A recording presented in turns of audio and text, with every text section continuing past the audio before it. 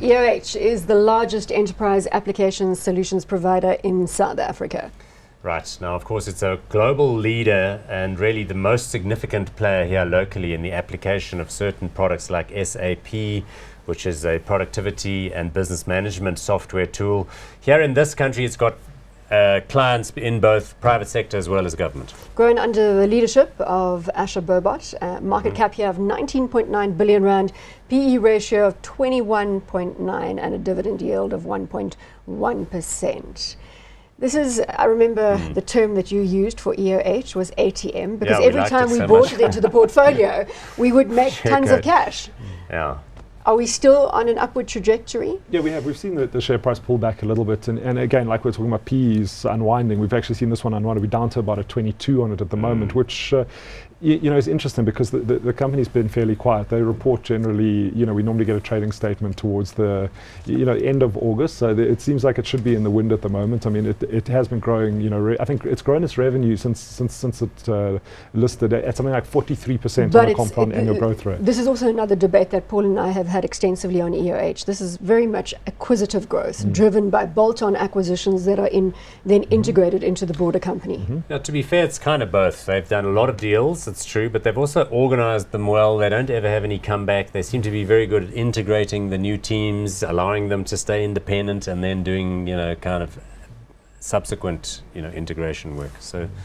But we have plateaued, it appears, from a share price perspective. Yes, and that's what Gary's saying. It's sort of started to transition into its PE. So the earnings growth has still been solid, if maybe not quite as spectacular, and it's sort of moderating. But also, it's been quiet, so we haven't heard from the company in a while. And that's, I think, why you're seeing a little bit of a sideways movement.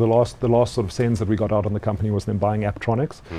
But the last set of numbers are very, very good. So what I'm saying is, I think we're going to get a trading statement. I would expect headline earnings to be growing more than 20%, so you should be getting a trading statement out in the next 2-3 weeks. You mean price for perfection? If it doesn't hit that 20% growth on revenue? I don't think it is price for perfection, considering where I mean, if you look at it's a PEG ratio. I mean, if they can grow their earnings at what, let's say they. So you said 20% increase in headline earnings per share. Headline earnings per share grew at about 24% last time. So they're trading on a 22 PE. That's putting them on a historic PEG of less than 1. So I don't think. I think they are justifying their multiple. I mean, yes, if there's a wobble in earnings, I think yes, you could argue that it's price for perfection. But if they come out with sort of a 36% headline number, I mean, this will retrace all the way back to new highs. So I think an opportunity here to get in. I mean, remember, historically, this is more expensive. This has just slowly drifted low on no news. So I think you've got a short-term opportunity on EOH at the moment. Hot, we got to call this one.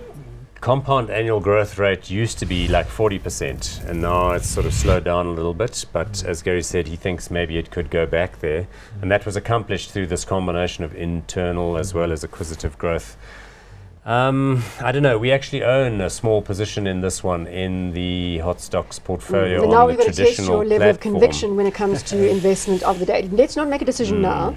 Just tell me whether it's hot or not. I'm inclined to be just a little scared of the rate. As Gary says, it's been a little bit quiet by their standards in terms of the rate of acquisitions and deals.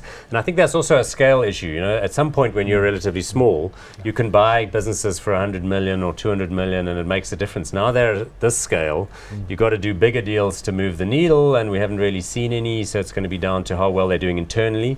And we know that corporate spending hasn't been all that buoyant in the economy at the moment, so I'm going to chicken out. You're going to chicken out of it? Yeah, I think, like I said, I think there's a short-term opportunity. We would be preferring a different company in the sector, but I think there's a short-term opportunity. Longer term, I think Paul's right. You know, it's grown to a scale. I mean, if you look at the South African ICT market, they argue that it's about a 220 billion revenue industry. So they still say plenty of scope to grow, but we just get the feeling that really the opportunity for EOH now is to move into Africa. You know, especially with maybe the emerging market currencies being a little bit more depressed. That if you start moving in now. Which they have been doing, right? They did some East African purchases. Yeah, and it really is one of their strategic focuses. So if they manage to move into Africa successfully, and we sort of get a little bit more optimism around the emerging markets, I think that's where the longer term growth potential is going to be, which for us adds additional risk when you can go for something that maybe, if you're looking for South African exposure, is maybe a bit more exciting. And Africa's a tough play. It is a tough place, and it's almost they've come to a critical point now that if they're making the decision to move up into Africa,